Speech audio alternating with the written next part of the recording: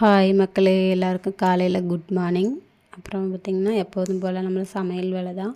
இன்றைக்கி பார்த்திங்கன்னா நான் காளான் கிரேவி தான் செய்யலான்னு இருக்கேன். அதுக்கு என்னென்ன பொருள் தேவைன்னு பார்த்தலாமா? கொஞ்சம் சிக்கன் மசாலா, மல்லித்தூள், வரமிளகாத்தூள், கரம் மசாலா தூள், கறி மசாலா தூள், மஞ்சத்தூள் எடுத்துக்கிட்டேன். அப்புறம் பட்டை வகைகள், அப்புறம் தக்காளி, வெங்காயம், மல்லி இலை, காளான், இஞ்சி பூண்டு பேஸ்ட்டு, தேங்காய் பேஸ்ட்டு கொஞ்சம், தயிர் கொஞ்சம் எல்லாம் எடுத்துக்கிட்டேன். வாங்க, குக்கரில் தான் நான் இன்றைக்கி தாளித்து விட போகிறேன். வாங்க எப்படின்னு பார்க்கலாம்.